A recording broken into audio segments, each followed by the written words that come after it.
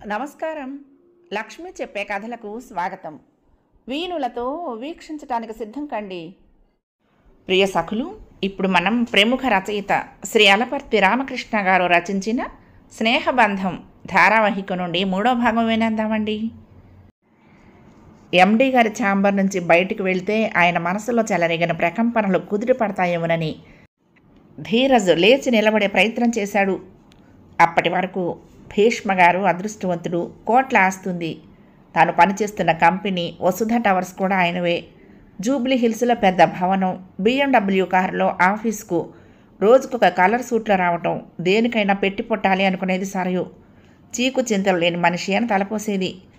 అదేమిటి, ఆయన కూడా ఏదో కొరతతో బాధపడుతున్నాడని తెలిసి విపరీతమైన ఆశ్చర్యంలో మునిగిపోయింది. జారి పడింది. కుర్చీలో కుంగిపోయినట్లు కనిపించిన భీష్మగారిని చూసి దగ్గరకు వెళ్ళి తల నిమిరి స్త్రీ సహజమైన వాత్సల్యంతో, మీరు ఒంటరిమిటి సార్, మీకు తోడుగా మేమున్నాము, మమ్మల్ని మీ బిడ్డలే అనుకోండి అంటూ ఓదార్చాలనిపించింది. ఆమె కూడా లేచి నిలబడింది. ప్లీజ్ కూర్చోండి, మీరిద్దరూ ఎదురుగా కూర్చుంటే నాకెందుకో మనసు తేలిగ్గా అనిపిస్తుంది అన్నాడు భీష్మ. స్టెనోకు ఫోన్ చేసి ఛాంబర్లోకి కాఫీ పంపించమని చెప్పాడు. మీరు పెళ్లి చేసుకోలేదా సార్? ధైర్యం చేసి అడిగింది సరయు. స్త్రీ పురుషుల మధ్య విడదీయరాని అనుబంధాన్ని ఏర్పరిచేది వివాహ వ్యవస్థ. పెళ్లి ప్రాముఖ్యత తెలియని రోజుల్లో ప్రేమించిన అమ్మాయిని పెళ్లి చేసుకోకుండా ఉండేసరికి ఆ అమ్మాయి నాకు దూరమైంది. అమెరికా వెళ్ళిపోయాను, సంపాదనలో పడ్డాను. ఇండియా తిరిగి వచ్చేసరికి నేను కోల్పోయింది ఏమిటో తెలిసొచ్చింది. ప్రేమించిన అమ్మాయి చనిపోయింది. నాకు పెళ్లి చేసుకోవాలనిపించలేదు. That's my life sketch. అన్నీ వంకర గీతలే నేను గీసుకున్న జీవన చిత్రంలో అన్నాడు భీష్మ. మీరు పెళ్లి ప్రయత్నం చేయలేదంటే మొదట ప్రేమించిన అమ్మాయి మీ గుండెల్లో ప్రతిష్ఠించుకున్నదనమాట. మరొకరికి స్థానం లేకపోయింది. మీ గుప్పెడంత మనసులో అంతగా ప్రేమించిన అమ్మాయిని ఎందుకు పెళ్లి చేసుకోలేదు? సరయు చొరవగా అడిగింది. ఎండి గారి పర్సనల్ విషయాల్లో తలదూర్చి ప్రశ్నలు వేయటం ఎందుకు అన్నట్లు సరయు వైపు చూశాడు ధీరజ్. అహం వల్ల ఏర్పడే అంధకారం చిమ్మ చీకటి కంటే భయంకరమైనది. అమెరికా నుంచి వచ్చాక పెళ్లి చేసుకుంటానని చెప్పాను. ముందు పెళ్లి చేసుకుని అమెరికా వెళ్ళమంది ఆ ప్రేమించిన అమ్మాయి. నీతో పాటే నన్ను అమెరికా తీసుకువెళ్ళు అంది. ఇద్దరి మధ్య వాగ్వివాదం జరిగింది. చెప్పిన మాట వినకుండా మొండివాదన చేస్తున్నదని కోపం వచ్చింది. బ్రేకప్ అయ్యాము. అమెరికా నుండి తిరిగొచ్చాక నేను చేసింది తప్పే, క్షమించమంటూ ఆమె కాళ్ళ మీద పడి వేడుకుందామనుకున్నాను. ఆ అవకాశం కూడా కోల్పోయాను. ఆమె ఉద్యోగం చేసిన ఆఫీస్కి వెళ్ళి వివరాలు అడిగితే చనిపోయిందని చెప్పారు. వ్యాపారాల గొడవలో పడి ఆమెను మర్చిపోదాం అనుకున్నాను. మరువనివ్వదు అన్నాడు భీష్మ కర్చీఫ్తో కళ్ళు తుడుచుకుంటూ. సారీ సార్, మీ పాతగాయాలను రేపాము అంది సరయు. కాఫీ తాగాక ఎండి ఛాంబర్లో నుంచి బయటకొచ్చారు. ఎంతటి సన్నిహిత స్నేహితురాలైనా ఒక్కొక్కసారి కొత్త వ్యక్తిగానే భావిస్తూ పరిచయం చేసుకోవలసి ఉంటుందేమో. లాలిత్య బాగా దగ్గరైంది సరయుకు. ఆఫీసులో రోజు ఇద్దరూ కలిసే లంచ్ చేస్తారు. అప్పుడప్పుడు కలిసి మూవీస్కి వెళ్తూ ఉంటారు. ఎప్పుడూ నవ్వుతూ మాట్లాడుతూ ఉంటుంది లాలిత్య. నీ పెదాల మీద చిరునవ్వు ఎప్పుడూ చెరిగిపోదు సరయు. అందరినీ పలకరిస్తూ ఉంటావు. ఎవరన్నా కోపంగా మాట్లాడినా, నిన్ను తక్కువ చేసి మాట్లాడినా పట్టించుకోవు. నువ్వు వేసుకున్న డ్రెస్సెస్ కూడా వెరైటీగా ఆకర్షణీయంగా ఉంటాయి. నీ సెలక్షన్ బాగుంటుంది అంది సరయు లంచ్ బాక్స్ ఓపెన్ చేస్తూ. సాయంత్రం ఆఫీస్ అవర్స్ తర్వాత షాపింగ్ మాల్కి వెళ్దాం అక్క.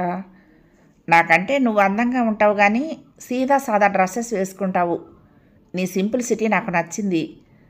నీతో మాట్లాడుతూ ఉంటే తోడబుట్టిన అక్కతో మాట్లాడుతున్నంత సంబరంగా ఉంటుంది. 4-5 రకాల డ్రెస్సెస్ నీకోసం నేను సెలెక్ట్ చేస్తాను. షాపింగ్ అంటే నాకెంతో ఇష్టం అక్క. రోజు షాపింగ్ మాల్కి వెళ్తాను.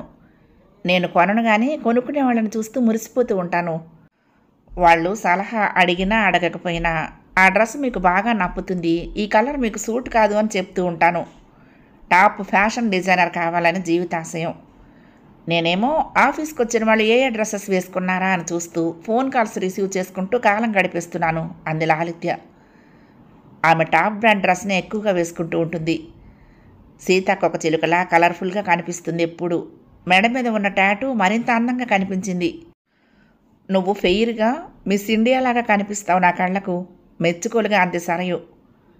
మొలగ చెట్టు ఎక్కించకండి మేడం. మీ మాటలు నమ్మి ఉద్యోగం మానేసి బ్యూటీ కాంటెస్టుల వైపు పరుగు తీయాల్సి ఉంటుంది నవ్వేస్తూ అంది లాలిత్య. అనుకున్నట్లుగానే ఆ రోజు సాయంత్రం సరయును షాపింగ్ మాల్కు లాక్కెళ్ళింది. అరగంటలో 10 అవుట్ఫిట్లు ఆమె చేతుల్లోకి వచ్చాయి. సరయును డ్రెస్ చేంజింగ్ రూమ్ దగ్గరకు తీసుకువెళ్ళింది. మీరు ఒక్కో డ్రెస్సు వేసుకుని బయటకు వచ్చి నాకు చూపించాలి అంది లాలిత్య. అమ్మో, ఇన్ని డ్రెస్సులు నాకెందుకు?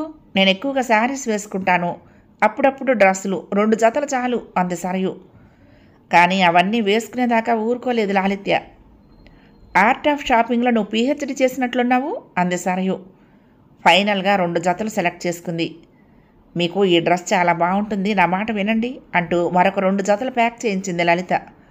షాపింగ్ మాల్ నుంచి బయటకు వస్తూ రెస్టారెంట్కి వెళ్ళి డిన్నర్ చేసి వెళ్దాం అంది సరయు.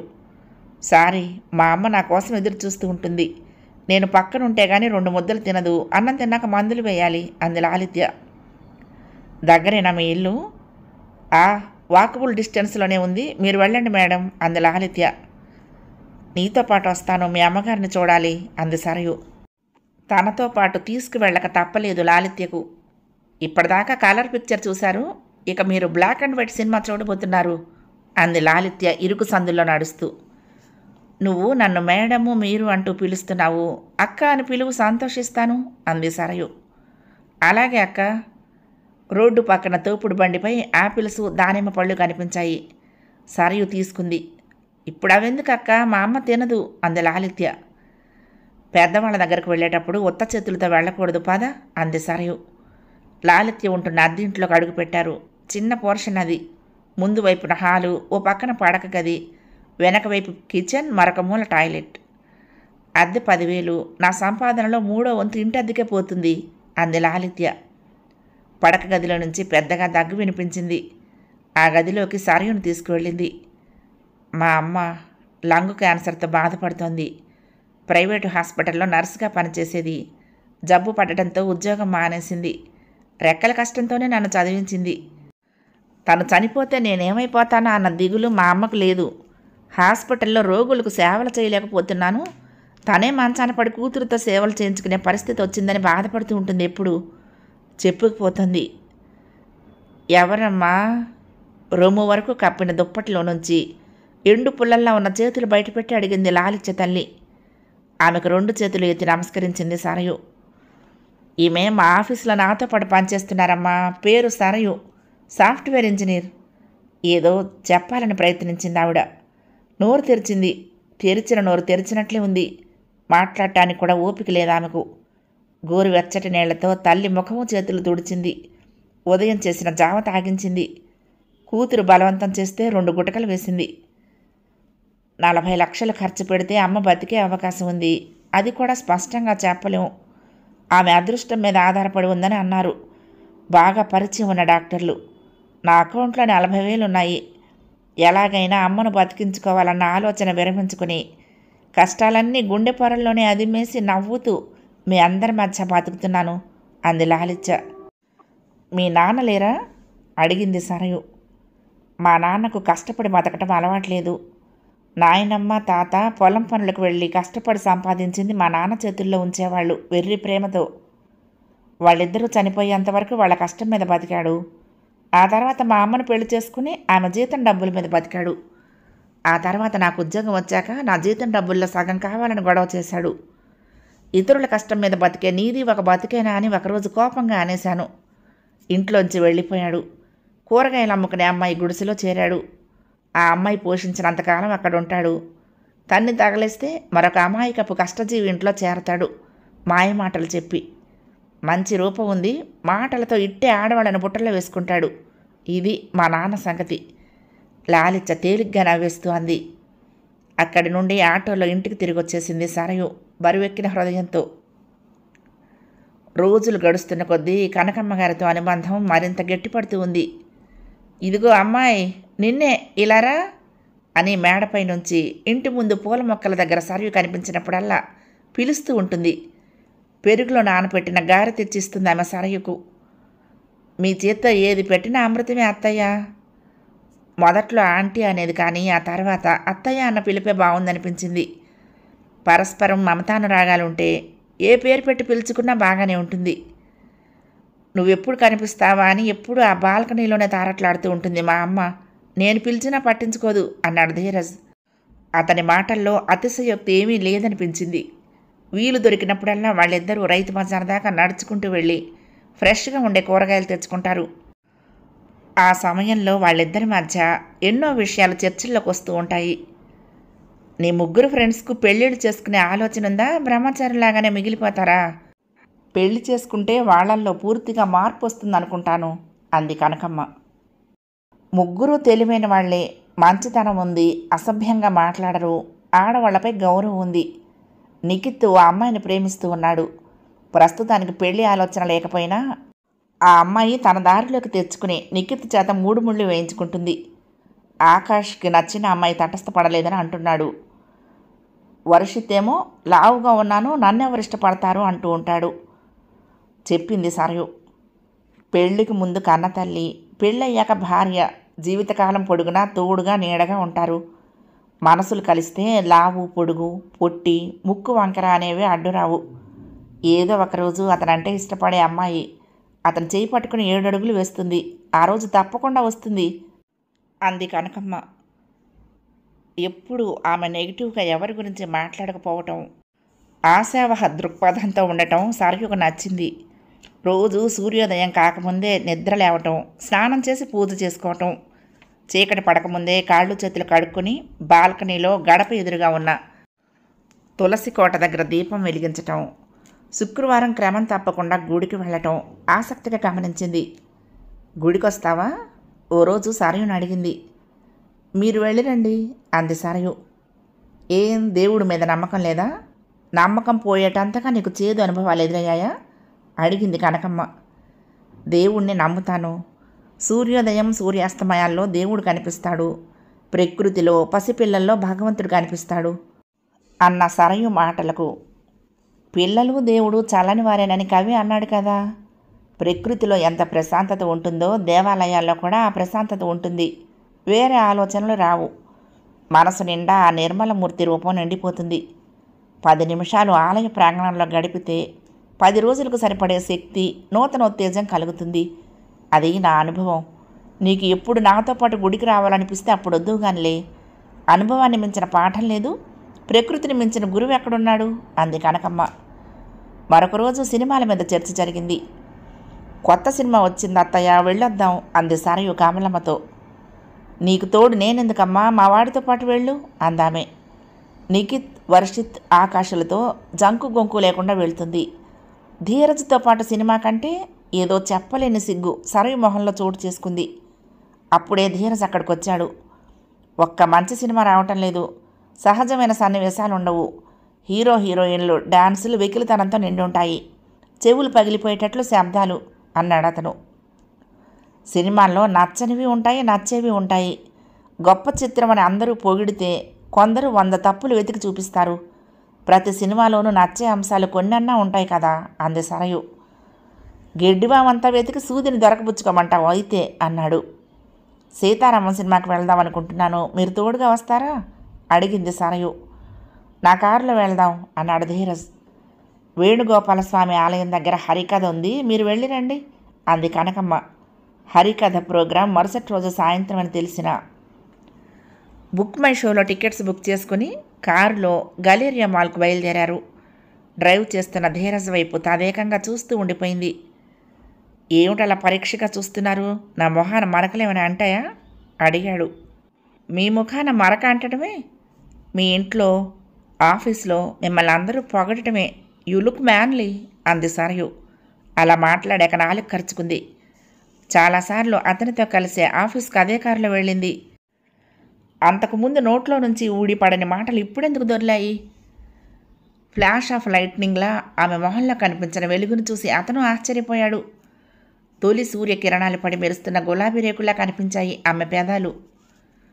మీ పేరుకు తగ్గట్లే ధీరుడిలా మ్యాన్లీగా డ్రైవ్ చేస్తూ ఉంటే అలా అన్నాను అంది ఆమె. తన మాటల్లో ప్రత్యేకమైన భావం ఏమీ లేదన్నట్టు. మీది హైదరాబాదా అడిగింది ఆమె. మాది ఖమ్మం. బీటెక్ హైదరాబాద్లోనే చదివాను, ఇక్కడే ఉద్యోగం. అమెరికా, ఆస్ట్రేలియా వెళ్ళే ఆలోచన లేదా? మన కంపెనీ బ్రాంచ్ అమెరికాలో ఉందిట కదా, బాస్కు చెప్తే పంపుతారు కదా అక్కడికి అంది. మీరు వెళ్ళాలనుకుంటున్నారా ఏమిటి? మన బాసే అక్కడ ఉండలేక ఇండియా వచ్చేస్తే. హైదరాబాద్ వెరీ ఫ్యాసినేటింగ్ సిటీ అండి. నేను మాత్రం ఇక్కడే సెటిల్ అయిపోతాను. ఎక్కడెక్కడి వాళ్ళో ఇక్కడికి వచ్చి హైదరాబాద్ బిర్యానీకి, తందూరి రోటీకి, ఇరానీ హోటళ్లను ఇష్టపడుతున్నారు. ఆదాబ్ హైదరాబాద్. చాయ్ తాగి వెళ్దామా? ఇరానీ హోటల్ ముందు కారు ఆపుతూ అన్నాడు. ట్రాఫిక్కు ఇబ్బంది ఏమో అంది ఆమె హోటల్ ముందు కారు ఆపటం చూసి. సబ్ చల్తా హై మేడం, 5 నిమిషాల్లో చాయ్ తాగి వెళ్ళిపోతాం కదా అతను హోటల్లో అడుగు పెడుతూ అన్నాడు. 4-5 భాషలు మాట్లాడేవాళ్ళు హోటల్లో కనిపించారు. కుర్రాడిని పిలిచి చోటే దో చాయ్లా అన్నాడు ధీరజ్. హోటల్లో కూర్చుని ఇద్దరూ ఆత్మీయంగా మాట్లాడుకోవటం నచ్చింది ఆమెకు. రహస్యాలు మాట్లాడుకుంటున్నట్లు, ఏదో సందేశం చెబుతున్నట్లు, ప్రేమ కురిపిస్తూ సంభాషిస్తున్నట్లు అనిపించింది. ఇరానీ చాయ్ బాగుంది కదూ అన్నాడు ధీరజ్ హోటల్ నుంచి బయటకొస్తూ. గలేరియా మాల్లో ఉన్న మూవీ థియేటర్కు వెళ్లారు. అతని పక్కనే ఆనుకుని కూర్చుంది. అదేం మొదటిసారి కాదు ధీరజ్ పక్కన కూర్చోవటం. ఆఫీసులో, కారులో చాలాసార్లు సన్నిహితంగా మెలిగింది. ఎవరన్నా చూస్తున్నారేమో అన్న ఫీలింగు కలగటం అదే మొదటిసారి. అలా అనుకున్నదంటే అతనంటే ఇష్టం మొదలైందన్నమాట. తాత, నిఖిత్, వర్షిత్, ఆకాష్, కనకమ్మ గారు అందరూ ఇష్టమే. ఆ ఇష్టం వేరు, ధీరజ్ని ఇలా ఆనుకుని కూర్చోవటం వేరు. 100 వసంతాల సౌందర్య శోభ తనలో మొదటిసారి ఇముడ్చుకోవటం మొదలుపెట్టినట్లు అనిపించింది. మనసైన వానిపై ఎదనిండా ప్రేమలేఖలు పరచుకోవటం ప్రారంభమైంది. మనసున్న ప్రేమ ఎప్పుడు, ఎందుకు, ఎలా పుట్టుకొస్తుందో ఎవరు చెప్పగలరు? అతని గుండెలోని ప్రేమ కవాటాలు అదే సమయంలో తెరుచుకున్నాయి. ఆమెపై కొద్దిగా ఒరిగి ఆమె తల దగ్గరకు తన చెవులుంచాడు. ముందు సీట్లో కూర్చున్న ప్రేమ జంట ఏవో తీయటి కబుర్లు చెప్పుకుంటున్నారని వెనక వరుసలో కూర్చున్న వాళ్ళు అనుకుంటారు అంది సరయు. అతను సిగ్గుతో ముడుచుకుపోయాడు. ఆమెకు కొంచెం దూరంగా జరిగాడు. అదేం కాదులేండి, నేను సరదాగా అన్నాను. మీరు సిగ్గుపడి దూరంగా జరగనవసరం లేదు. వెండి తెర మీద జరుగుతున్న సన్నివేశం గురించి మాట్లాడుకుంటున్నారని అనుకుంటారులేండి అందామె. దగ్గరగా జరిగి కూర్చోండని ఓపెన్ ఆఫర్ ఇచ్చింది. అతను దగ్గరకు జరిగి ఆమె చేతి మీద తన చేతిని ఉంచాడు. ఆ మృదువైన స్పర్శ ఆమె హృదయాన్ని తాకింది. ఆమె నల్లని జడలోని మల్లెపూలు సరదాగా నవ్వాయి. ధీరజ్ తన గుండెలో ప్రేమ గుడిని కట్టుకుంటున్నాడు. ఆ గుడిలోని దేవత సరయు. సినిమా అయిపోయింది, ఇంకా కూర్చున్నారేమిటి? నిలబడి ఉన్న సరయు ప్రశ్నించడంతో ఉలిక్కిపడి ఊహాలోకం నుంచి బయటపడ్డాడు. ఇంటికి తిరిగి వచ్చేటప్పుడు కారులో వాళ్ళిద్దరి మధ్య మాటలేవి దొరలేదు. మధురమైన ఊహలకు మాత్రం రెక్కలొచ్చి ఎగురుతూ ఉన్నాయి. భీష్మ గారి ఇంటి అడ్రస్ కావాలి ధీరజ్ను అడిగింది సరయు. ఎందుకు? ఇంటికి వెళ్ళి ప్రమోషన్ కోసం ఆయన్ని పొగిడి ప్రసన్నుని చేసుకోవాలనుకుంటున్నారా? నవ్వుతూ అడిగాడు. నా సొంత పనుల కోసం కాదు, మనల్లో పనిచేసే ఒకరికి ఆర్థిక సాయం కావాలి. కన్న తల్లికి వైద్యం చేయించడానికి డబ్బులు లేక కళ్ల ముందే తల్లి రాలిపోతూ ఉంటే చూడాల్సిన దుస్థితిలో ఉంది. ఎవరికి చెప్పుకోలేని నిస్సహాయ స్థితి అందామే. ఎవరి ఇబ్బందుల్లో వాళ్లే లోన్ కావాలని అడుగుతారు ఎండీ గారిని. వారి తరపున నువ్వెందుకు అడగటం? ఆఫీసులో పనిచేసే వాళ్ళంతా నీకంటే సీనియర్స్. అందరికీ భీష్మ గారు బాగా తెలుసు అన్నాడు అతను. లోన్ కావాలని ఆ అమ్మాయి అడిగింది. ఎండీ గారు ఆ అప్లికేషన్ను రిజెక్ట్ చేశారు. పర్సనల్గా కలిసి రిక్వెస్ట్ చేద్దామని చెప్పింది. నిన్ను నొప్పించాలని కాదు ఆ ప్రశ్నలు వేసింది. ఇటువంటి ప్రశ్నలు ఎండీ గారి నుంచి ఎదురవుతాయని, నువ్వేం సమాధానం చెప్తావునని అడిగాను. మనమే తలో 10,000 20,000 కంట్రిబ్యూట్ చేస్తే సరిపోతుందిగా అన్నాడు. అది చిన్న అమౌంట్ కాదు, 40-50 లక్షలు కావాలి అంది. అంత అమౌంటా? ఎండీ గారు మనీ మ్యాటర్స్లో చాలా స్ట్రిక్ట్గా ఉంటారు. పెద్ద మొత్తంలో లోన్ తీసుకుని ఎగ్గొట్టి మరో కంపెనీకి జంప్ అవుతారేమో అనుకుంటారు. నో ఛాన్స్, లోన్ శాంక్షన్ చేయడు అన్నాడు అతను. ఆ విషయం నాకు తెలుసు, కానీ ఓ ప్రయత్నం చేస్తే అంది. ఎవరికి లోను? ఆ విషయం ఆఫీసులోనే అడగొచ్చు కదా. ఎండీ గారిని అడగమని ఆ అమ్మాయి నాకేం చెప్పలేదు. నా ప్రయత్నం ఫలిస్తే అప్పుడు ఆ అమ్మాయి పేరు చెప్తాను. ముందే పబ్లిసిటీ ఎందుకు అంది సరయు. ఎండీ గారి రెసిడెన్షియల్ అడ్రస్ చెప్పాడు ధీరజ్. మనిద్దరిని ఇంటికి డిన్నర్కు రమ్మని 2-3 సార్లు ఆహ్వానించారు ఎండీ గారు. మిగతా స్టాఫ్కి తెలిస్తే బాగుండదని నువ్వే అన్నావు. మనం ఏదో ఎండీని కాకా పడుతున్నామని అనుకుంటారు అని అంటే నిన్ను వాళ్ళ ఇంటికి తీసుకువెళ్ళలేదు. ఇప్పుడు నీకు తోడుగా నన్ను రమ్మంటావా? కారులో వెళ్దాం అన్నాడు ధీరజ్. నో, నేనే వెళ్ళి అడుగుతాను. ఆయన కాదంటే ఆ విషయం నాలోనే ఉండిపోతుంది. ఆటోలో వెళ్తాము, మరొకసారి ఇద్దరం కలిసి వెళ్దాం అంది. ఆదివారం నాడు ఉదయం పూట భీష్మ ఇంటికి చేరుకుంది. కొండగుట్ట మీద వసుధ విల్ల కొట్టొచ్చినట్లు కనిపిస్తూ ఉంది. ఆ భవనం చుట్టూ దట్టంగా పచ్చని చెట్లు, ఇంటి ముందు పచ్చటి లాన్ ఉదయపు ఎండలో మెరిసిపోతూ ఉంది. గేటు దగ్గర వాచ్మ్యాన్ వివరాలు అడిగాడు. తన పేరు భీష్మగారి ఆఫీసులో పనిచేస్తున్న సంగతి చెప్పింది. లోపల ఇంటి పనులు చూసే సూపర్వైజర్ గోపాల్ ఉన్నాడమ్మా. అతనికి ఫోన్ చేసి కనుక్కుంటాను. మిమ్మల్ని లోపలికి పంపొచ్చో లేదో కనుక్కుంటాను. సార్ పర్మిషన్ లేకుండా లోపలికి వెళ్ళనిస్తే నన్ను కోపడతారు అన్నాడు వాచ్మెన్ జేబులోని ఫోన్ బయటికి తీస్తూ. రాజుని కలవాలంటే 7 ప్రాకారాల అనుమతి పొంది దాటుతూ వెళ్ళాలి. సంపద పెరిగే కొద్దీ చుట్టూ ఎన్నో వలయాలు ఏర్పడతాయి అనుకుంది సరయు. లోపల నుంచి నడుచుకుంటూ భీష్మ వచ్చాడు పోర్టికో దగ్గరకు. సూపర్వైజర్ మరొక పక్క నుంచి గేటు దగ్గరకు పరిగెత్తుకుంటూ వచ్చాడు. ఈ మేడం గారు ఎప్పుడొచ్చినా లోపలికి వెంటనే పంపించు, గేటు దగ్గర నిలబెట్టకు. నీ ఉద్యోగం నా ఉద్యోగం ఊడిపోతాయి. మన సార్ గారి ఆఫీసులో పనిచేసే అమ్మాయిని చెప్పగానే లోపలికి పంపకుండా గేటు దగ్గర ఎందుకు నిలబెట్టావు అంటూ వాచ్మెన్ మీద ఎగిరిపడ్డాడు సూపర్వైజర్. ఆఫీసులో పెద్ద పోస్టులో పనిచేసే వాళ్ళనైనా సరే అనుమతి లేనిదే లోపలికి పంపొద్దు అని గట్టిగా చెప్పింది కూడా సూపర్వైజరే. కానీ ఆ మాట పైకి అనలేక నోరు మూసుకున్నాడు వాచ్మెన్. సరయు భీష్మ దగ్గరికి వెళ్ళింది. ఎందుకు వచ్చావు ఇంటికి? ఆఫీసులో మాట్లాడితే సరిపోయేదిగా అంటాడేమో అనుకుంది. సరయు తల నిమిరి, నువ్వు వస్తున్నావని ముందే తెలిస్తే కారు పంపించేవాడిని కదా మీ ఇంటికి అన్నాడు. ఆయన లైట్ గోల్డ్ కలర్ పైజమా లాల్చీలో ఉన్నాడు. పెట్టుకున్న కళ్ళజోడు కూడా గోల్డ్ ఫ్రేమ్దే. టిఫిన్ చేద్దాం పాదా అంటూ డైనింగ్ టేబుల్ వైపు నడిచాడు. డైనింగ్ టేబుల్ దగ్గర ఇడ్లీ తింటున్న పెద్దావిడ కనిపించింది. మా అమ్మగారు వసుధ. భూమికున్నంత ఓర్పు ఉంది. మా నాన్న శాడిజాన్ని ఈ భూదేవి భరించింది అన్నాడు భీష్మ తల్లి పక్కన ఉన్న కుర్చీలో కూర్చుంటూ. ఆ అమ్మాయి ముందు ఏమిటా వాగుడు? మీ నాన్న చనిపోయి 20 ఏళ్ళు గడిచిపోయాయి.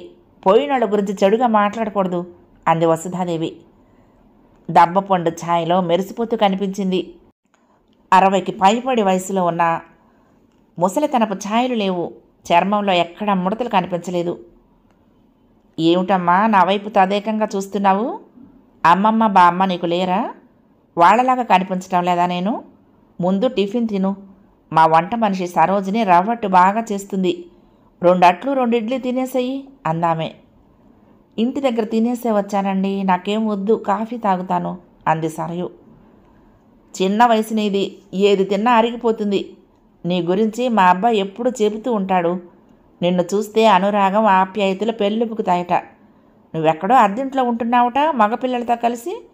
మా ఇంటికి వచ్చేయమ్మా. నిన్ను చూస్తూ ఉంటే ముచ్చట వేస్తోంది. కుందనపు బొమ్మలా ఉన్నావు. ఇలాంటి ఆడపిల్ల ఇంట్లో నడయాడితే ఇంటికే వసంత శోభ వస్తుంది అంది.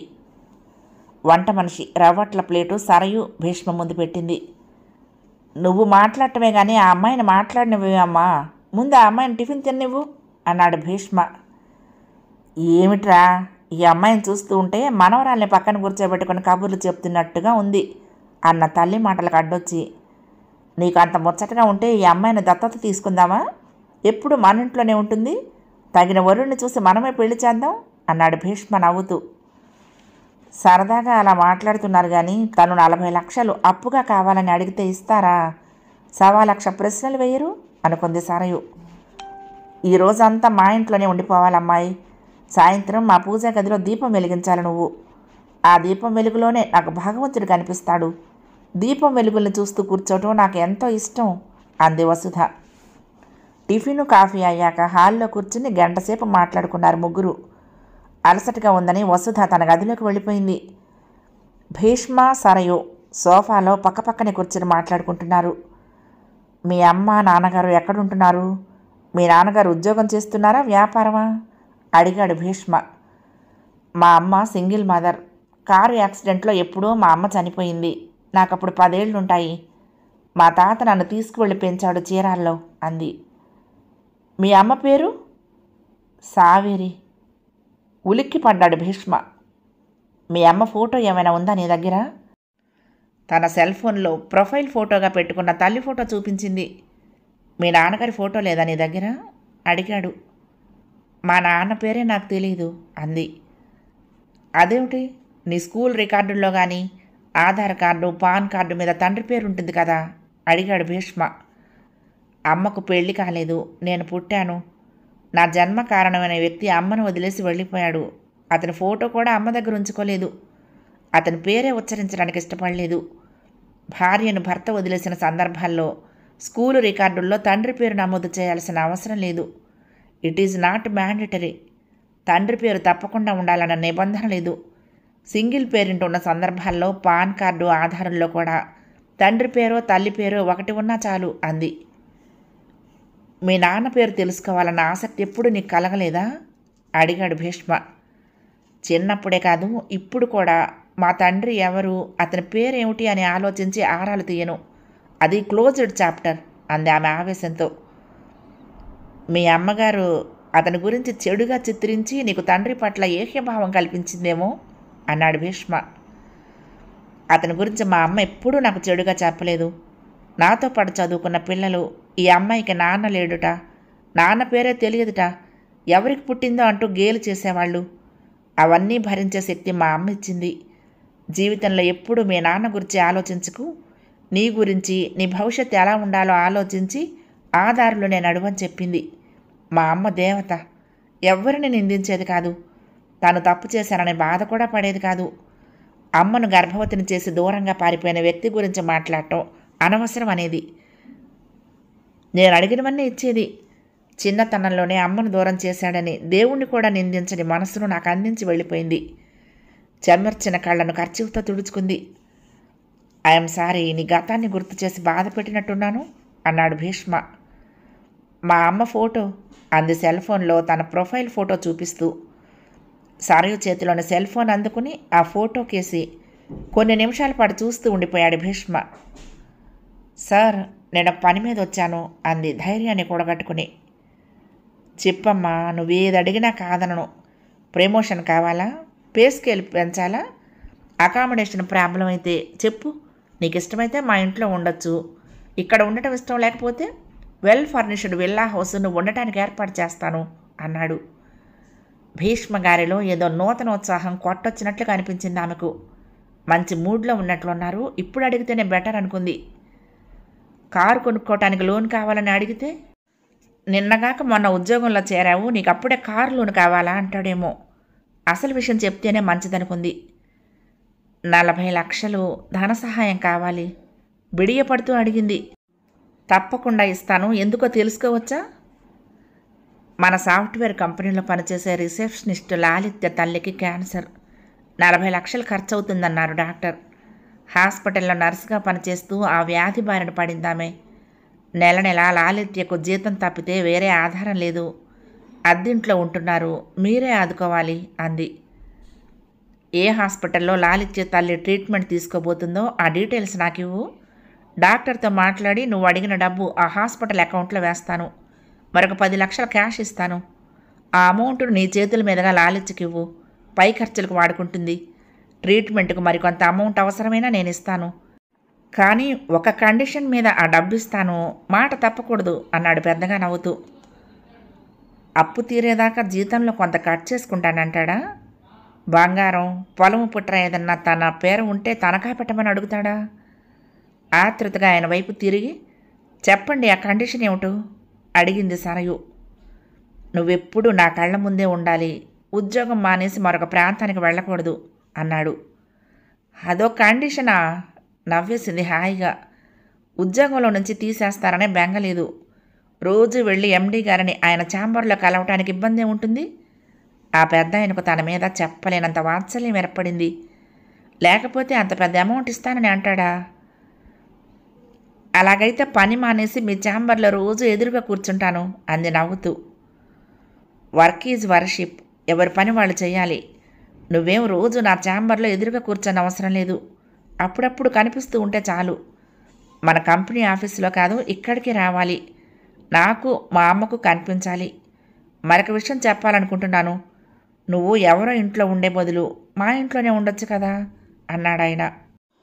వాళ్ళు నా బెస్ట్ ఫ్రెండ్స్, కల్మషం లేని వాళ్ళు. నన్ను సొంత చెల్లెలుగా ఆదరిస్తున్నారు.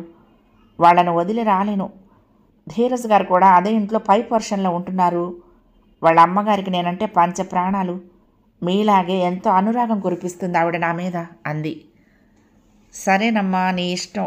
నీకు ఏ ఇబ్బంది వచ్చినా నాకు చెప్పు, తండ్రి లాంటి వాడిని అన్నాడు జీరబోయిన గొంతుతో. ఆమె ఆయన వంక చూస్తూ ఉండిపోయింది కొన్ని క్షణాలు. Great man. 100కో కోటికో అంత మంచితనం ఉన్నవాళ్ళు ఒక్కరుంటారు. ఆయన కంపెనీలో తనకు ఉద్యోగం దొరకటం తన అదృష్టం అనుకుంది. ఆ రోజంతా అక్కడే గడిపేసింది. రాత్రి 9 దాకా అక్కడే ఉంది. భీష్మగారి డ్రైవర్ డ్రాప్ చేశాడు ఇంటి దగ్గర. 3వ భాగం సమాప్తం. ప్రియ సఖులు, ఈ కథ మీకు నచ్చితే తప్పకుండా లైక్ చేయండి, షేర్ చేయండి, కామెంట్ చేయండి, సబ్స్క్రైబ్ చేసుకుని నన్ను ఎంకరేజ్ చేయండి. ఉంటానండి. ప్రేమతో లక్ష్మి, కృష్ణాతీరం దుర్గమ్మ సన్నిధానం. నమస్తే.